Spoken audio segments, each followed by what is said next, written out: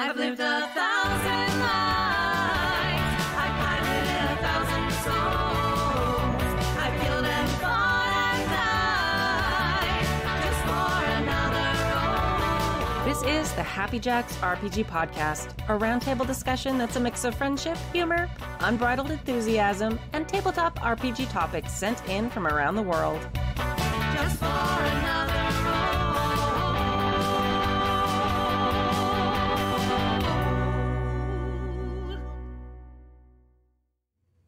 Hello, and welcome to Season 34, Episode 18 of the Happy Jacks RPG podcast. My name is Kimmy. My name is Riley.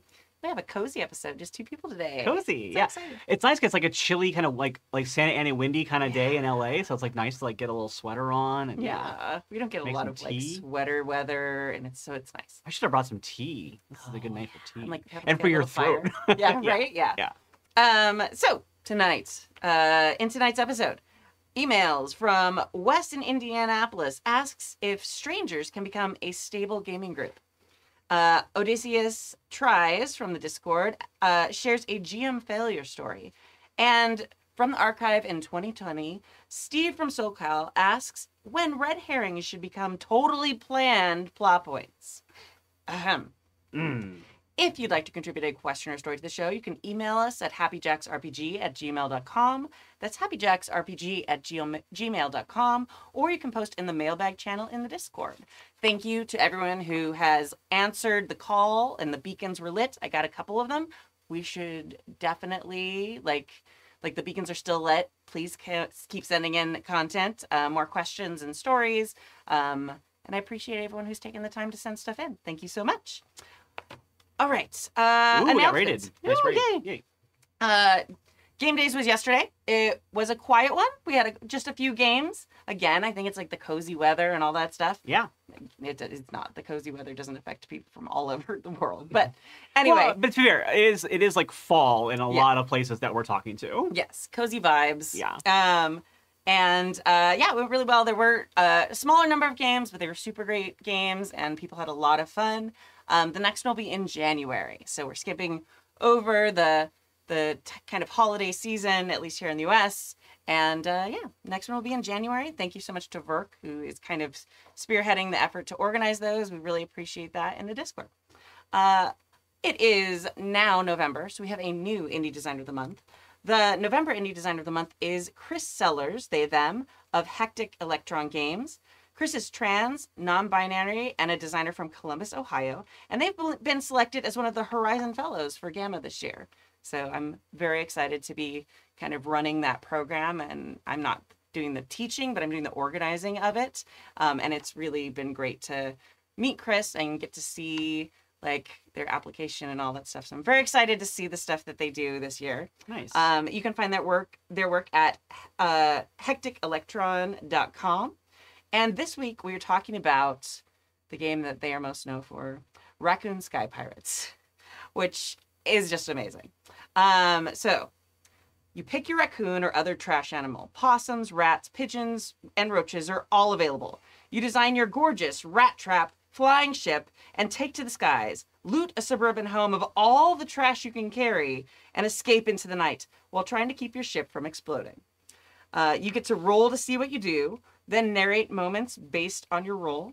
You get to play complication cards to rescue a disastrous moment, but watch out, you're asking for trouble in the future. And you get to watch the problem track tick up towards disaster as you play. You can get the box set for $25 or the PDF for $8 at hecticelectron.com. And Columbus, Ohio, my hometown as well. So a nice little kismet tonight. Amazing. Lots of trans D&D people, or not, sorry, trans RPG people from Yes. Ohio. Sorry, I've been playing D&D a lot lately for business. So much. So, Yes. That's okay. Yeah. And You forgive me. it's just delightful. Like, it's just Raccoon Sky Pirates is just a weird, zany, very fun, like exactly what it sounds like it would be. You get to be a raccoon or a possum or a cockroach, and you still trash and you fly. I love this. It's- The name Sky Pirates too reminds me of. Did you ever play at like old school like at GameWorks, that like 2-story video game where Yeah. you're like your chair would rise up and drop because you pop balloons. That's what I think of. So I assume that also happens in Raccoon Sky Pirates. I'm So, sure yeah, balloons are involved as Yeah. you're building your amazing flying vessel. indeed. So yeah. And Chris, I think he's gonna be on the show either next week or the week after that. Oh wow! So, So there very you go. exciting to That's meet cool. them. Columbus is taking over the show. The TTRPG, I know, amazing. Yep. All right. So yeah, so that's our new indie designer of the month for November. So Great. welcome, Chris. Congrats to them. All right, mailbag number 1. We've got some doozies tonight. Yeah, I will take this one because Okay. you've been reading a lot, and this Okay. is a long one, and I Perfect. feel like it's my responsibility to read long emails. So, Okay. all right, and also I want you to take a breath. All right. Mailbag 1. Dear Happy Jacks, once again, I need advice. Here's the background. I enjoy running traditional fantasy games. However, as someone who is more of a fan of the hard-edge science fiction espionage genres, I receive more satisfaction with games like Ken Height's Knight's Black Agents, Sarah Newton's Mindjammer, and Corvus Belli's Infinity. Unfortunately, if I both want to keep my core group intact and run something that isn't derivative Lord of the Rings, my only option is Star Wars.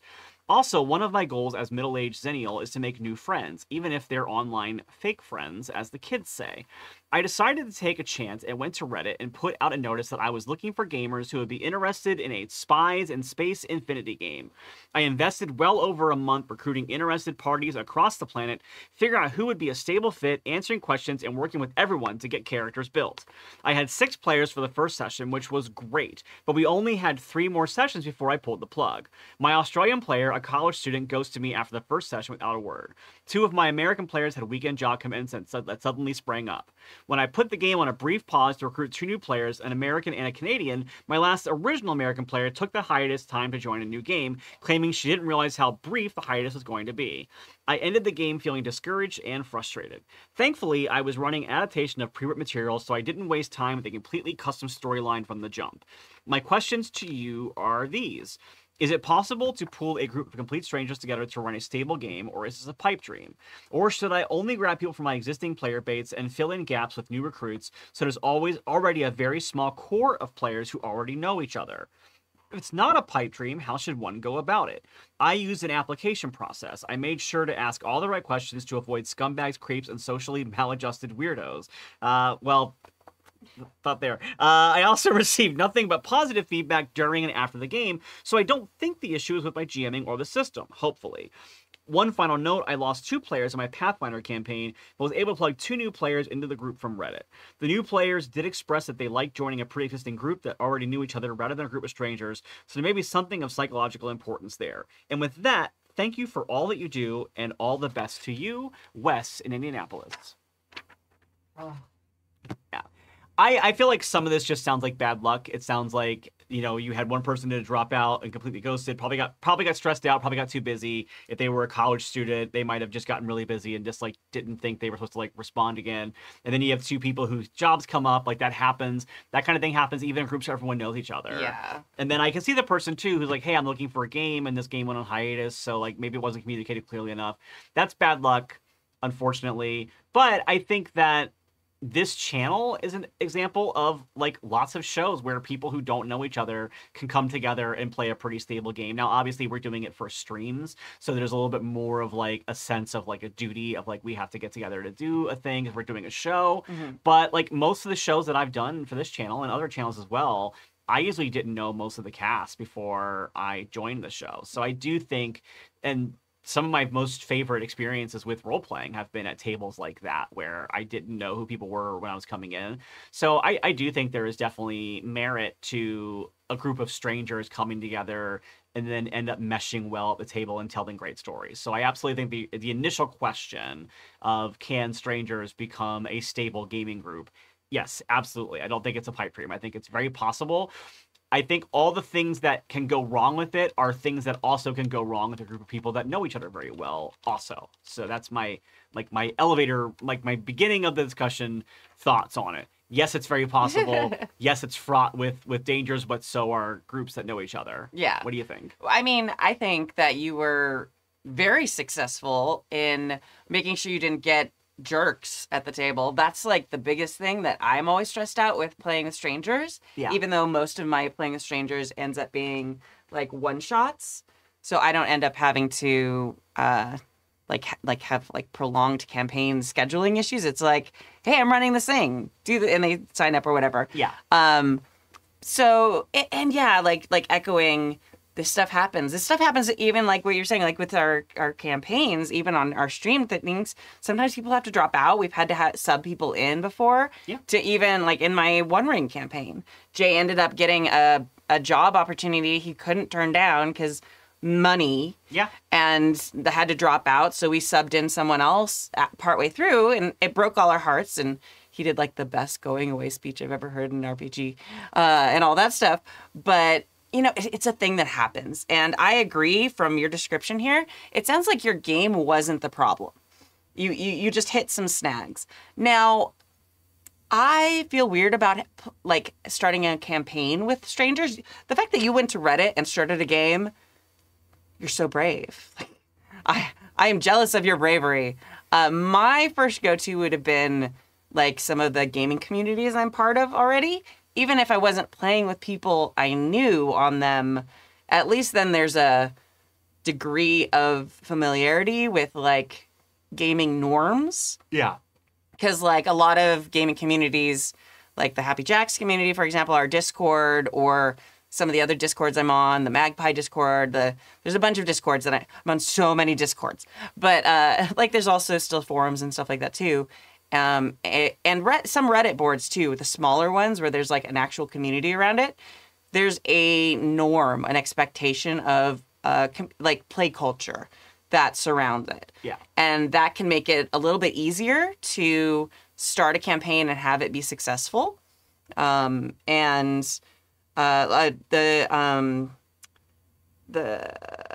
Open Hearth gaming community is a great one too. They're mostly on Slack. They do have a Discord, but they have very strict gaming guidelines and expectations as far as like play culture. And but there's a lot of people who play campaigns and stuff in communities like that. So that would be my first go-to. Yeah. If I couldn't fill my table with people that I knew in person.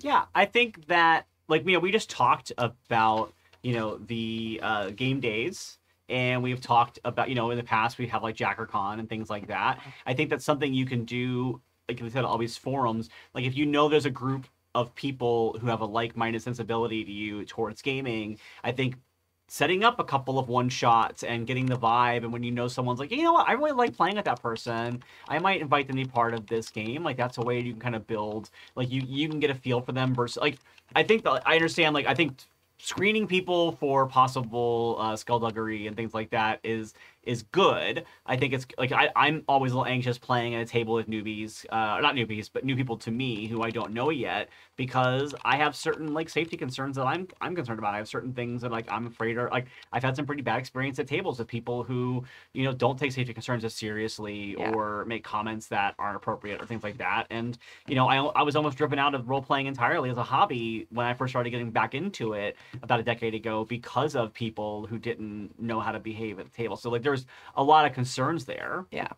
But I think if you can like amass a group of people that you play with that you think are really fun to play with, I think then you can start being like, hey, I'm gonna put these folks together to make a group. And yeah, like I said, some of my best times at tables have been with people that I didn't know beforehand, because a lot of times, like, some people who are friends will get together and play role-playing games because it's just an excuse for friends to hang out. And that's great. That's valid. I enjoy doing that. But sometimes there's people who I didn't know, but we all liked a game and we started playing it. And then, like, our excuse for getting together was we like this game and we want to keep playing this game. So that also is a good way. Like, there is a validity to, no, our excuse for getting together is to play this game. Our excuse for getting together is enjoying the creation we're telling, as opposed to just using it as a way to socialize. And again, I think both are valid, but I think there are reasons why having a group of relative strangers at the beginning actually can make it for a great and fun game and have some advantages to it that you might not get with a group of already connected friends. Yeah, absolutely.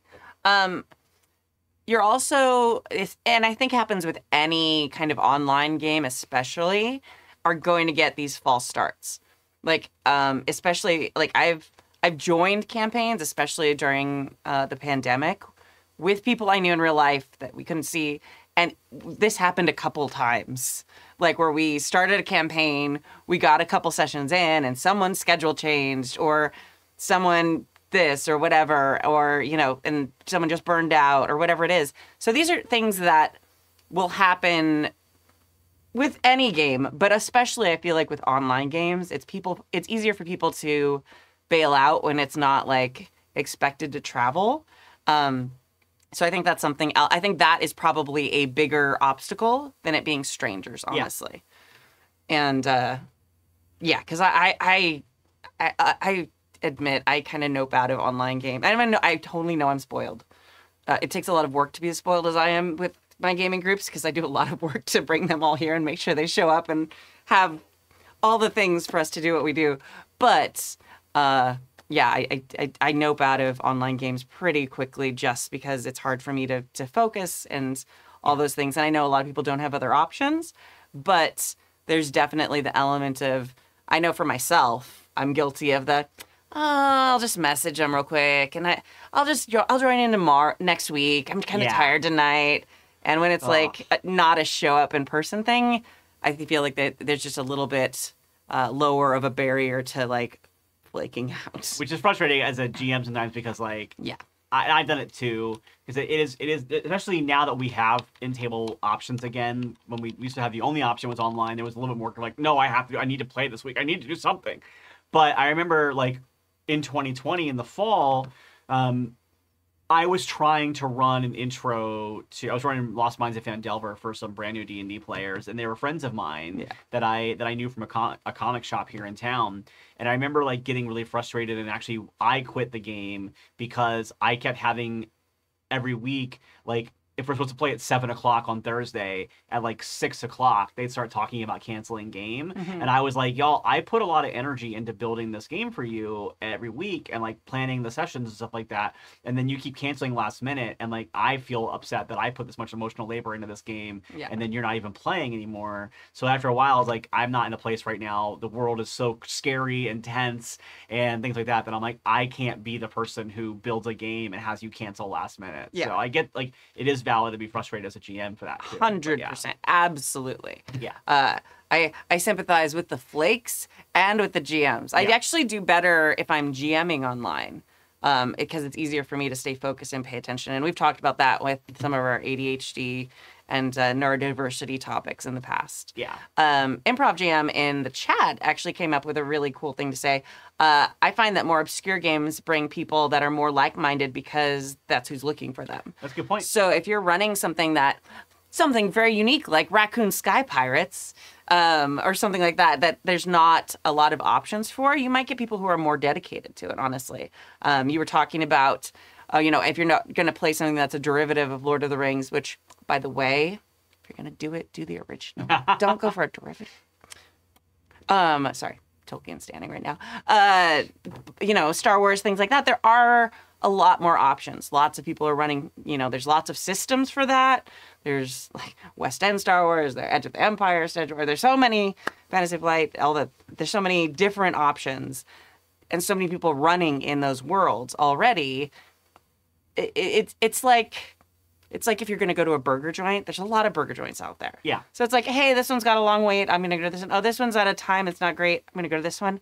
If you're running things that are more unique, one, you might be like a little bit more engaged yourself and more excited about it because it sounds like you were having fun, but you weren't running like your ideal game. And then you're going to get people who are more, invested because there's not a lot of options out there. Yeah. Well, it does sound like they did pick a game that they were invested in. I think they were saying that like their core group, they can't run things besides Star Wars, but for this online group, they found someone to play this Infinity game they wanted to play. But I do think with your core group as well, there are games that are Star Wars adjacent enough that I think you probably could still get people to come in. So I would look into some of those games, like the ones that Kimmy mentioned. I would also say I think that people who like Star Wars probably also like Firefly and those kind of things. Like Traveler might be an option for people who want like a more like fate drifting game. I think also, there's I hate to do this to you, but I think Starscape is good for that. I think that's a good way to do it. And also not a lot of like time, like of like built work has to go into it. You can kind of basically do a session 0 and start playing and see where it goes. I've been having a lot of fun with Scum and Villainy, which is also it's not exactly Star Wars like, but it's similar enough. So I think there are some things that you could try that maybe you can like, if you really want to get your core group to play a game that you also love, that might be some stuff to try out too. And it's always also fun, I think, with the core group to be like, hey, can we do like a month where we just do like a one-off in a different game and see how that goes? And if you don't like it, we'll go back to whatever game we were already playing. But, yeah. My love Rose in the chat also, this is something I do a lot at convention games. If you come play at a convention game of mine, it'll be like stranger, stranger, stranger, like... Oh, yeah, totally. Like Kadave, or stranger, stranger, stranger, Kai, or like just like have a ringer in the game because it's so helpful. And maybe you'll have a table of people who are just phenomenal role players and just like get it. It's amazing. But having someone there who already knows the system and who also can like beef up the moments and like just add a little bit more drama and like cinematically, and also knows your GMing style, can just like really help turn up the volume and make a good session great. Yeah. And like that assistant coach almost. Exactly. And so definitely that's a great way to do it. And then, so if you are concerned that it might be your GMing, which it doesn't sound like it, but that's also a way to keep yourself invested and get people like rolling with it. And like you said, the people who joined the game liked the vibe of joining a game of friends. People hate the awkwardness of those first getting to know you moments. Yeah. Those always feel like when you're going to like a work, like meeting or like, you know, collaboration or team building retreat or something. And it's like, okay, we're going to play this icebreaker game. And you're like, please let me die right now. Yeah. Right now. Take me now before I have to do this thing. I don't want to do trust falls with these people or whatever it is. So like having that person there gives the vibe of, hey, this is a friend group game. And people are more invested in things where they feel like a friend. Yeah. And so that'll probably help kind of like even out some of the trepidation that, especially that one person who you said kind of ghosted you, probably felt. Yeah. And yeah. I think, we're quite Good. solid. Yeah.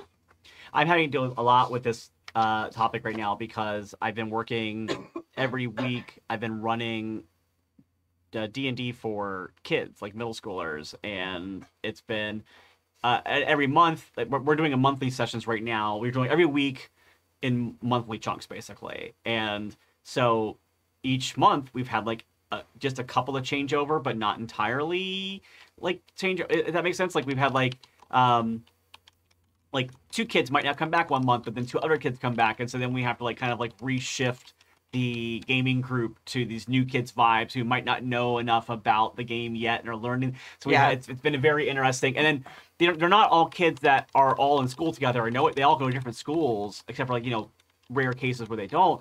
So it's been a lot of kids who are already a little bit unsure how to deal with kids they don't know, and now they're also like being like dumped into like a game setting, and some of them are learning the game as they go, and it's been very interesting seeing how those dynamics play out. Yeah. And how the table will wildly shift based on like one kid being there or not being there, like how much of a chaos monster is it's going to be or not. Yeah. Oh man. Like every day in class, like when I look around that morning circle, I know what kind of day it's going to be. Yeah. It's like, oh, so-and-so and so-and-so are missing. Today's going to be chill. Yeah. Okay. So yeah, it's very interesting how like kids just have all the same problems adults have. It's just like ratcheted up because they don't know how to hide it as well. Yeah. So yeah, it's very, very, very interesting. Yeah. They to their benefit, they haven't learned to like swallow their emotions and their anxiety yet the way that we have. Yeah, exactly. All right. Thank you so much for writing that in. That's a very good question. And I feel like it's something that a lot of us deal with. Yeah. And honestly, like, you're so brave to go to Reddit and find gaming groups. It's amazing. That's already like a step above what I would have done. I was like, well, I can't find anybody to play. I can't find anybody. Yeah. Exactly. So, all right. Mailbag number 2. Good morning, Happy Jackers. Today, I want to regale you with a story of what I feel was my greatest failure as a DM. Understand that my players did not see the issues that I did, but I know in my heart I could do better. I feel attacked right now by that statement, my players thought it was great, but I know it was terrible, and I know all the mistakes I made, and let me tell you every mistake I've made. Yeah. I did not write this email, I promise. But it's very close to my heart. It was the culmination of my second longest running campaign. A 12-year-long, oh my God, Oh a my 12-year-long God. epic. That's your second longest running campaign? Okay, you have to write back in and tell us about the, how do you get, we can't get people to show up for more than 12 episodes, and it's like, you did 12 years. That's amazing. Okay, sorry. Okay, focusing back. A 12-year-long epic that saw the characters topple evil kingdoms and vanquish monstrous horrors from all realms of terrible villainy. This was a 4th edition game, and so it went well from 2nd level all the way to 30th. Wow. Wow. Well, that was what my original plan was. Okay. Truth be told, I was burning out. The scale of battles became so incredibly overencumbered that whenever we had a decent fight, it would last a whole game session. It was when I lured then I was lured into my first big mistake. We changed game systems. I feel you on the 4E long combats though. I love a lot of things about 4E, but man, those combats, if you didn't play them perfectly optimized in every way, I think one of our longest ones was 8 hours long. It was so long. Luckily, we were playing on a Saturday and had all day. But anyway, we changed game systems. We switched to a game called 13th Age, which has a lot of really neat design elements that I blatantly stole from my own TTRPG that I'm building. And the most important thing was that the game was a D20 system that only lasted 10 levels, but still reached the heights of a 30th level 4th edition character could reach. So when I went through the trouble of building maxed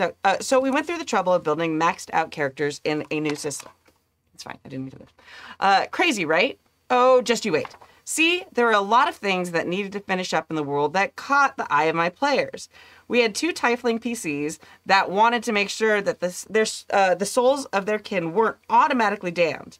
So they wanted to raid the realm of dies and demand Dispatter himself relinquish that hold on them. Did I do the D&D names okay? It's Tiefling. Okay. And I believe it's Dis and Dispater, yeah. Okay. I could be wrong with that one. Okay. Yeah. That makes sense. Tiefling, I know. Tiefling, right, okay, yeah, no. I said, the minute I said it, I'm like, that's not right. Okay. There's also a little tidbit. I don't play a lot of D&D. No, I know. Spoilers. That's why I was not going to correct you. Yeah, no, it's okay. I appreciate it. There's also, everyone who's listening was like, and they all did it, so I'm glad we did it too. Dispater, according to chat. Dispater. Okay, Dispater. Thank you. Thank you, Rose. There's also a little tidbit about an ancient titan larger than most mountains who is in the midst of being awakened despite the eons-long watch laid out by a conclave of dragons and their followers to keep this beast slumbering. So we decided to split the party. But every player wanted to be involved, and one of the players' significant other wanted to be in one of my games, and he has never been able to play at my table before. So we did what any reasonable group would do. We made a whole extra team of max level characters for this game and went to town. Whew, that's a choice. We fought through hell, and one player used their literal in-game ability to steal Dispater's identity to redraw the contract with Asmodeus. Asmodeus? Yeah, the second one's more how I Okay. Asmodeus, yeah. Chuckled at the other end of the table. We fought through the actual arteries and heart of the massive titan and watched as an ancient silver dragon turned itself into a weapon and died, bringing the monster low after we failed to keep it from awakening, but kept its body from fully gaining the solid living bronze it contained during the original war with the gods. The story ended with the party learning that their shard of reality was the one where the good guys won the hardest, but the other shards fell and the universe balanced itself out pretty well. But I definitely noticed some grumbles. Some people wanted more spotlight time for their secondary characters, and personally I feel like I missed the mark for what my players wanted and should have found a way to tie in the story together more effectively. In the end, you probably shouldn't have the finale of your campaign set in stone, but after spending that long herding cats, I regret not doing a better job of it. I've been running games for 25 years at this point, and I still second guess everything I finish. I don't know if there's a moral here, but I just wanted to share. And hey, there's always next time. Cheers, Odysseus tries on the Discord. P.S. Hydrate. Huzzah. And P.P.S. This isn't the right sound to get a cat's attention. Yeah. Oh, yeah. Yeah. Wow. Okay. Yeah. I feel like you might be right. There are a few maybe missteps there. Yeah. It also sounds like your players are a little bit like when you have that much going on in the end, like you have to kind of expect as a player that you're not necessarily going to get like a ton of spotlight time for your secondary character. Yeah. It's like, okay, everyone's playing two characters. I don't know. There's just that's a lot of ask from the players. Yeah, and there's a lot of scaffolding here of changing to a new system and building two separate storylines, different characters. Although it does remind me of the end of Final Fantasy VI when like you actually split your party up into 3 different groups and they're all going off different parts of like the Kefka's tower to like do that, which I loved in that game. It was a very fun part of it, but I imagine that's like a game where a video game and has maps that have already been built and the monsters are all just programmed fake code and not one person who's like, okay, so now you're over here. Okay, now you're over here. Like that sounds stressful as heck to try to run that. Yeah. And I get they're probably running as multiple different sessions. Like this is what's happening. All these people are here, but you're still having to keep track of what's happening for other sessions. So there is a lot of work that is going into this. And so I can understand why you might not feel like you stuck the landing because you overloaded yourself so much. So yeah, I think a way that you could possibly in the future give players the chance to feel more of that spotlight. One thing that I've noticed that Critical Role does is at the end of their campaign, they do kind of like a sunsetting for every character, and they kind of give people a chance to kind of describe where their characters are going and what's happening with them and stuff like that. And I think that's really interesting. Like an epilogue. Epilogue. Okay. And they kind of let the players kind of like take the reins a little bit to do that. And we've done it also. I had an online game, speaking of games with strangers that turned into a fun game, I had 2 very fun online games. Well, they started in person, they went online during the lockdowns, and we finished them up online for the most part. But we ended up having to part ways with our DM because of personal issues we had with something that happened with him. And we decided, like, well, let's kind of just, like, give our characters closure. Yeah. And so everybody kind of, like, wrote out or talked about what they think that their characters would do and like where they might be and stuff like that. And so like I think that was a nice way to give an ending to something that otherwise would have felt unsatisfying. So maybe a person like this in the situation of feeling like, gosh, I did so much and this ending doesn't feel like it's doing enough for these characters specifically. Maybe talk to the players like, okay, well, what do you think you're missing? Let's work together to make something that feels satisfying so that you can feel like I got to say goodbye to this character forever. And that might be a way to do that. Oh, that's one of my favorite things. We did that as for my One Ring campaign. We've done a bunch of them. My favorite one, though, was when we played our Legend of the Five Ring campaign years ago. I guess it was like 10 years ago now. And like we'd finished this long campaign and like we all wrote like epilogues for our characters. People were so mad because it was one of our first APs and I killed my character off in the epilogue. Like it was like, yeah. And it was like very personal. And like, I thought about it for a really long time and like, but you know, a bunch of us had tragic things and everyone was like so upset. I was like, oh, like it made sense. I thought it was good, but it put like this finality on it. And then when we went back and revisited like that world, like, you know, a couple generations later again, and like elements were coming back from it, it like made things like one of the swords that she had came back, even though it was like a completely different character I was playing at that time. Oh, I love that. Yeah, it was so cool. And like, the character was like, oh, wow, that's a great sword. And like those of us at the table, because all of us were there all playing different characters years later, were just like, like we all were getting the swords, and it was like all these little tie-ins, and we were getting goosebumps and like literally starting to like tear up because like that epilogue gave this like meaning and like finality to the previous characters that was like so powerful and cool. So yeah, I recommend that for every campaign, but I think you're right that would have been a great way if that person felt that, and hopefully they said that at the time.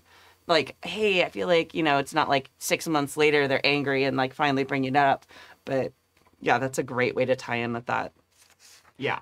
I also think, I don't know, I would have, everybody who's listened to the last 10 minutes of this podcast knows I'm not the biggest D&D fan ever. And I've honestly never played a D&D campaign in like the canon world of D&D. Like we've stolen elements and stuff, but most of it's been, which is why I don't know any of the names of anybody. Yeah. I know like Waterdeep is a place that probably is near water. It's deep. Yeah.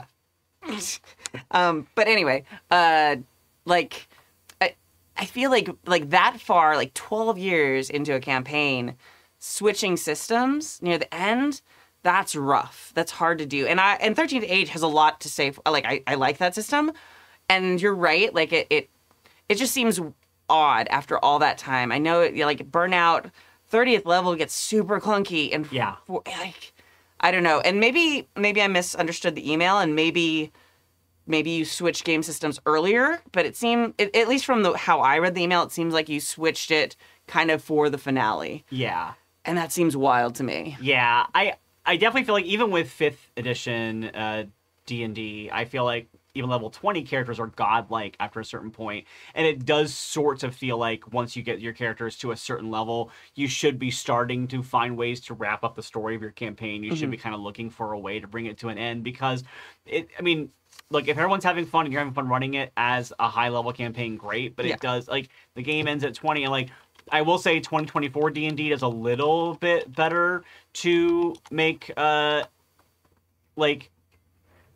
it feel a little like the new version is basically like, oh, well, you keep giving people epic feats, but after a while, it's like eventually the characters can just do everything they want to do, and like it's not very challenging as a DM, and also like you have to have these wildly complicated combats to make it feel like a challenge to anybody. Yeah. So I think the biggest mistake possibly here, or not mistake, but thing that I would have done is, if I was getting close to the end of the campaign, instead of trying to translate my current party to 13th Age, I probably would have done kind of what you said about 5 Rings, which is I would have like ended the campaign we were currently in at level 30 in 4th edition, and then maybe started a new campaign set later in the same world using 13th Age like as a new jumping off point to tell new stories in this world, because that probably would have felt like a little bit easier and less like hurting cats kind of way of doing it. That's my thought on that. But yeah, I also, having a totally second set of PCs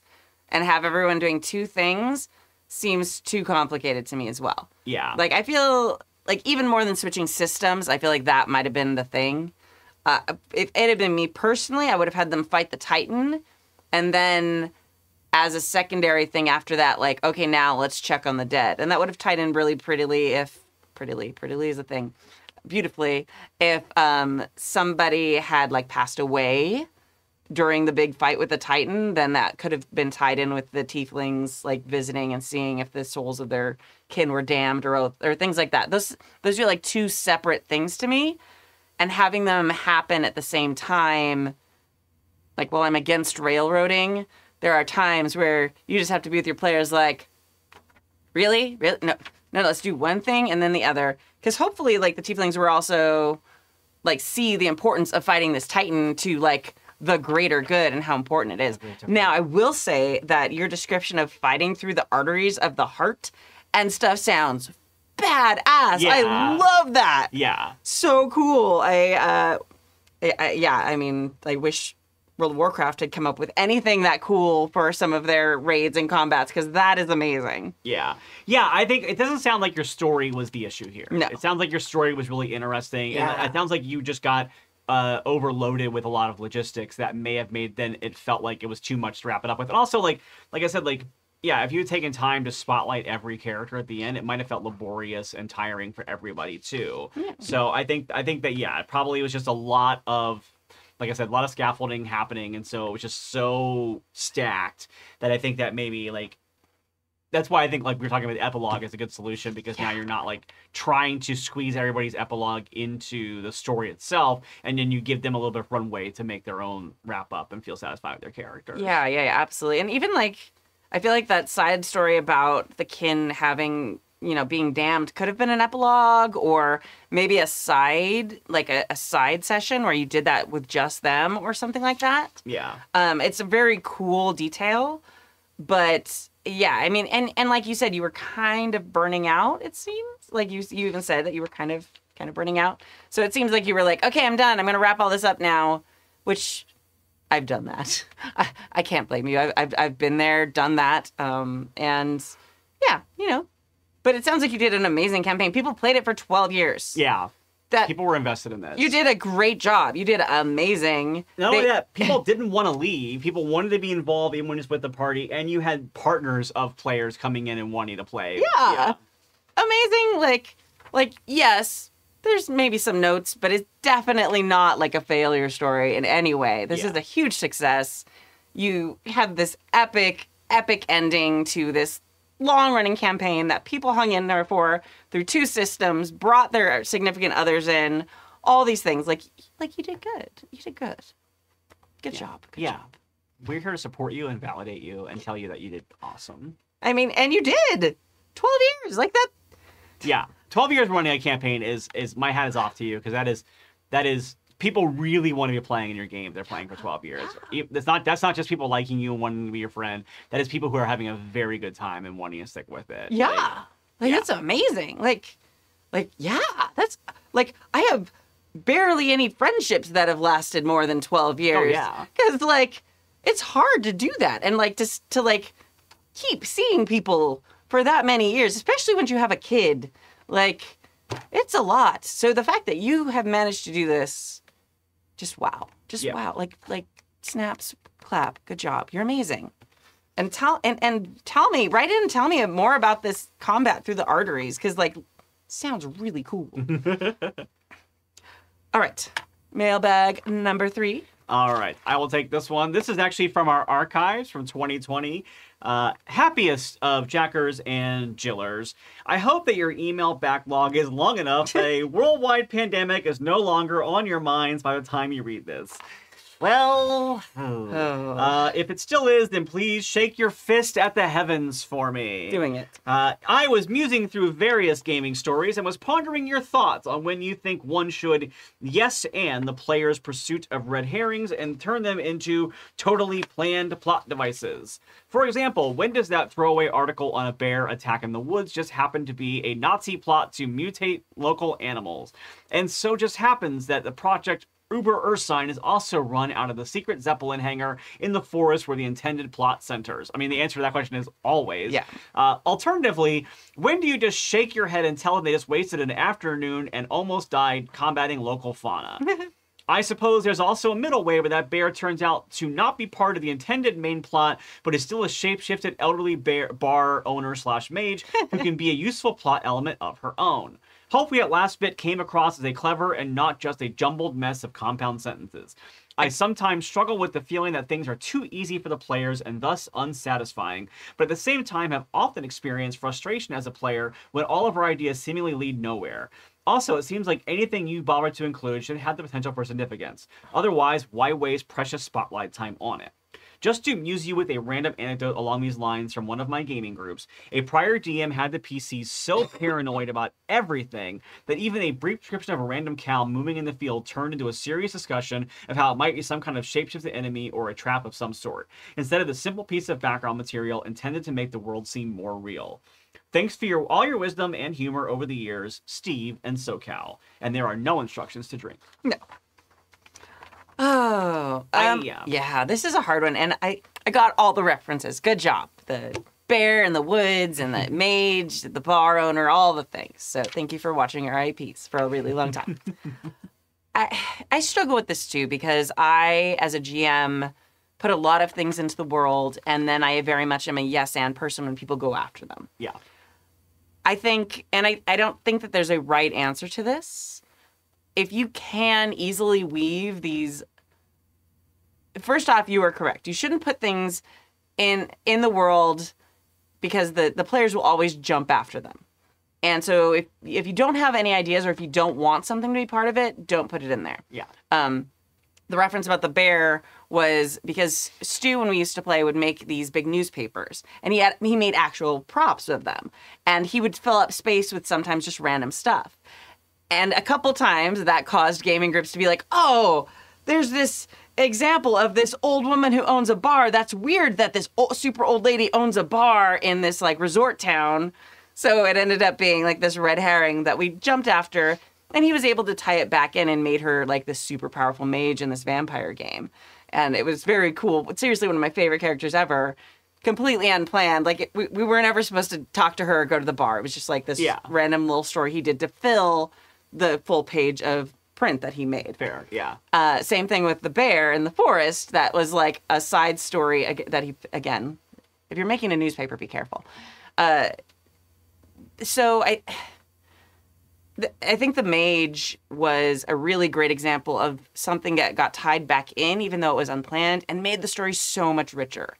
Because for a while, our vampire characters were fucking terrified of this badass little tiny mage who crocheted shit and could wreck us.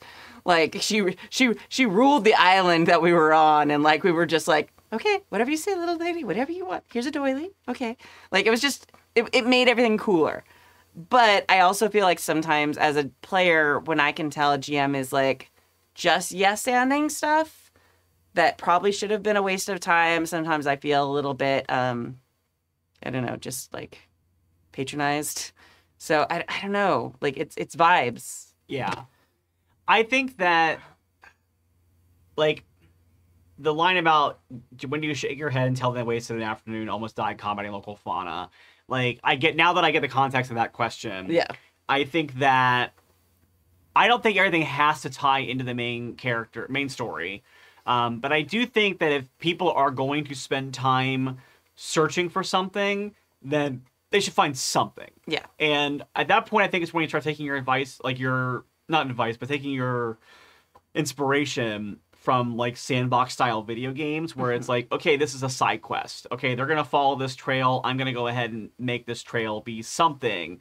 Because like that story about Stu just filling the page is interesting, but something as interesting as a bear attack does feel like that's an actionable enough item that it's going to draw attention. Yeah. I think like, whereas like saying like Edna O'Malley's prize cow wins the blue ribbon at the fair, it's like again, there is the random cow moving and the thing turns into a serious dissociation. But, like, I do think that somebody's been like, okay, here's this pretty standard news article versus, oh, there's a mysterious, violent thing happening. I think that's always going to make players want to go check that out. So if you're going to put something like that in there, then you should end up playing it off. Yeah.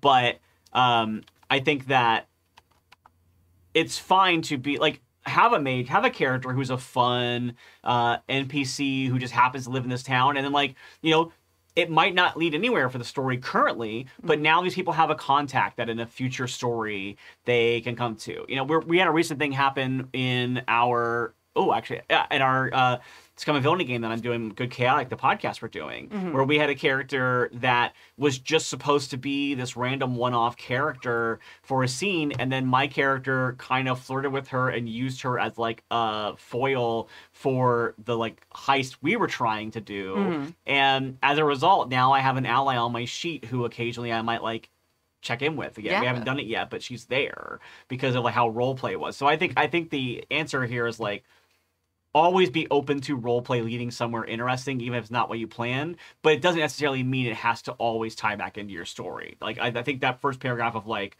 oh yeah, there's a plot to mutilate the animals and they just happen to be in the basement there. That, I think, if that happened every single time, like every single thread you followed led to that, then I think that would be, after a while, you're like, okay, so it's just all, there's no real, like, there's one map and it always points to this place. But I do think that if you're building a location, I think that it's okay to have NPCs and other things happening in the world that don't necessarily impact your particular story. Yeah. And Yeah, I mean like look at movies even. Like I don't know why this is one that pops off the top of my head, but like in Thor Ragnarok, they get dropped off on that what's that planet called where the where Jeff Goldblum is. Yeah. Like the storyline with Jeff Goldblum doesn't actually tie into what's happening on Asgard, but it's still like a fun diversion of, oh, there's this guy who is like got this weird dictatorship over this planet. So we can also like deal with messing with him with a little bit too before we head off and go back to the main story again. Yeah. And I think that's okay. And I think that's something that you could do more of in stories like this. Yeah, and it has like a lot of plot development. Like Thor learns a lot about himself. Hulk, Bruce Banner, like they learn a lot about themselves there too. Like, so there's a lot of forward momentum and progress with the characters, even if it's not necessarily ticking down the to-do list of their quest. Yeah. So I think really check in with what your system is that you're playing too. Because in D&D, like doing a dungeon to get stuff is part of the experience. So it may not be part of your longer quest line to save, but if you're going to get like gear that's going to help you eventually along the way, that could be worth it. If you're playing something a little bit more like story game vibe, like there can be other things that they learn there. Like you said, like you get NPCs to help you later, or you learn things about themselves, or especially if it's like a murder mystery or something like that, like they lose time. I think it's important to not always give them kind of the, oh, here's the thing.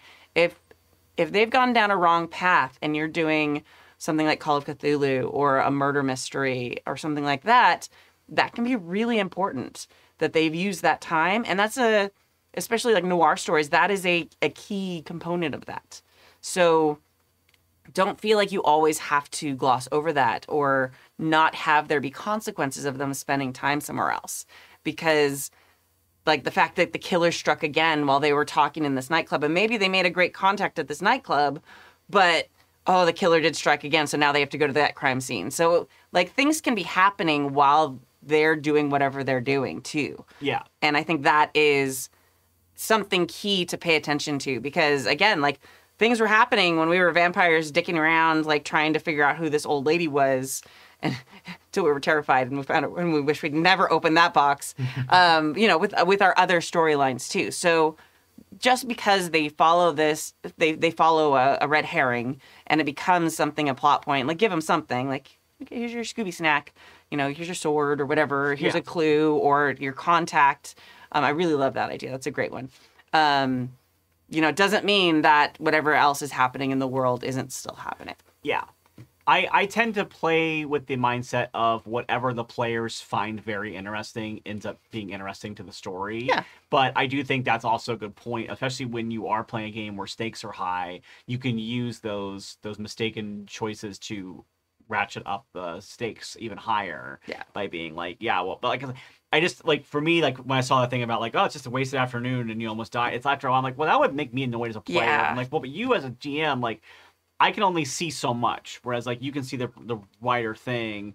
And it's kind of like when you're playing a video game and you like walk all the way to the edge of a map somewhere, and then you get there and there's nothing there, and it's just like, wow, it's pretty, or sometimes it's not even that pretty, and there's not even like a lookout point or a fast travel point or anything, and like maybe later there might be a storyline there, but like right now there's not. It's like, cool, I'm so glad that I spent all my day, like I spent the last like 10-15 minutes walking across this entire map just to get there and nothing's happening. Like that would frustrate me as a player in a role-playing game, especially because like we talked about earlier, scheduling role-playing games is very tough. It's and so hard. If I like set aside my time to play in this game and Yeah. you just let me spend 3 hours on nothing, Yeah. I'm gonna be cranky about it. Yeah. But I'm not saying, oh, I should get everything I want it to be and this should be like the exact lead that I need. Yeah. But it should be like it should be part of it should still further the story in some way or further the storytelling in some way. Yeah. I guess is the way I want to say it. Yeah, absolutely. And sometimes you can look into characters' backstories and pull things from there. Ooh, yeah. That's always a great thing to do too. I like inspired by your Thor Ragnarok, like Bruce Banner learning, like trying to deal with, oh no, I can't be the Hulk ever again, and Thor like, oh, okay, well, we're gonna deal with this or whatever. Or them trying to hide, and all these things are really great moments from their backstories. Like the thing that Thor and Hulk have always kind of like meshed on is like, hey, we're both super strong. So like the minute that he becomes Bruce Banner, he's like, no, I cannot be Hulk again. And he's like, oh, okay, you're a small human who's smart and also pretty broken at this moment. Cool. Yeah. And so suddenly Thor goes from being like running, trying to escape to a caretaker who's trying to escape, which changes the dynamic completely. So there's lots of fun things you can tie in there. Maybe they find something from someone they knew, or, you know, who knows? Yeah. Or in that case, too, he also finds Valkyrie on that planet. Yeah. So he finds someone from his home who he can, like, recruit to go back and help him fight, you know, against Hela. And, like, say, even with finding the Hulk, like, oh my god, here's this guy from this group that I've been part of, is missing for a long time, and he's been here this whole time, and like now we have this, and like it's not the secret weapon that's easy to stop Hela with, but it is like, oh, this does further like the connections of this world in a way. Yeah, and it helps solidify Thor's resolve to help Asgard, because at the beginning he's kind of like he's wavering, and like his convincing Valkyrie also strengthens his own how important it is in his life. So that's a lot of something you can do, like having the people, or having your players recruit, or having to explain why things are important to them or whatever, just to people they meet, can actually like really help them discover new things about their characters, or things their characters believe. So which can absolutely, again, further the story, even if it's not necessarily like fighting the bad guys from the story. Yeah. So yeah, it's worthwhile. Lean into it, and be creative with it. And if it really is going to be a total waste of time, like have people show up and be like, hey, I know you're collecting poop for this quest, because that's what you do in WoW. But maybe you should come over here now. Like you can give them really clear, you know, clue by fours. And then if they still choose their path, then you can, like, as a GM, just be like, hey, like, maybe not. Like, like sometimes it's okay to break that wall and just be really honest with them. Yeah. Yeah, have like a animal control person walk up and be like, no, this is literally how bears behave, and this was what happened. Like, oh, turns out, you know, the bear got into this cocaine, and that's why the bear's like this. Like, you know, like, Pablo Escobar is not allowed to be. Which is actually the name of what. Is the thing. I learned a lot from some of my friend Stephanie Bryant's bear exit pursued by bear little anthology of gaming stuff. You should check it out. All right. Thank you so much. I think that's it. All right. Thank you for joining us for Season 34, Episode 18 of the Happy Jacks RPG podcast. Please support our amazing Indie Designer of the Month, Chris Sellers of Hectic Electron Games. You can find their games at hecticelectron.com. Thank you to our chat mod, James V, and to our amazing Patreons who keep us ad-free and independent. You can join their ranks at happyjacks.org/Patreon. My name is Kimmy. My name is Riley. And we're going to leave with a song tonight called Back Home in Derry by the Poxy Boggards. Ooh. And you can find their music at poxyboggards.com. Thank you so much. And we will... Oh, Starscape is on for tomorrow because I'm feeling better enough. And we will see you next week. All right. Bye. Bye. In 1803 we sailed out to sea, out from the sweet town of Derry. For Australia bound if we didn't all drown, and the marks of our fetters we carried. In the rusty iron chains we sighed for our winds, our good wives we left there in sorrow. As the mainsails unfurled, our curses we hurled on the English and thoughts of tomorrow. I wish I was back home in Derry. I wish I was back home in Derry. At the mouth of the foil bid farewell to the soil, as down below decks we were lying. Oh, Doctor screams woke him out of his dreams with a vision of old Robert dying. The sun burned cruel as they dished out the gruel. Dan O'Connor was struck with a fever. 60 rebels that day bound for Botany Bay. How many would reach there this evening? Oh,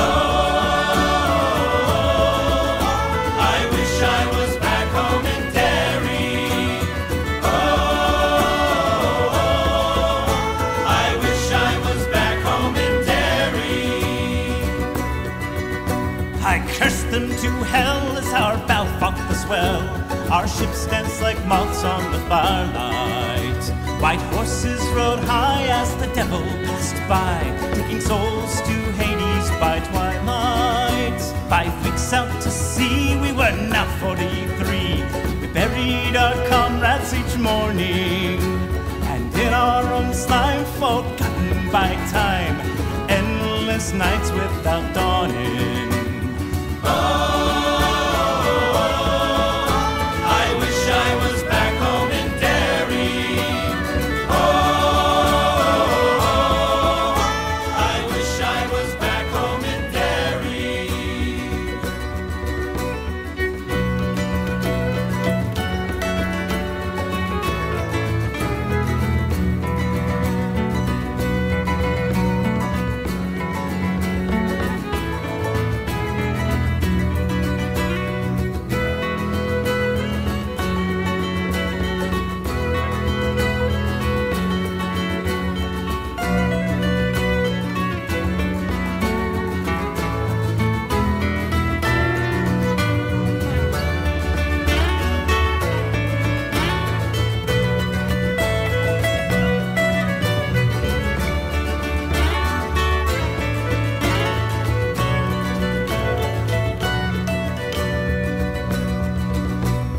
Van Diemen's Land is hell for a man to live out his life in slavery, where the climate is raw and the gun makes the law. Only winds of fate care for bravery. Well, 20 years have gone by and I've ended my bond.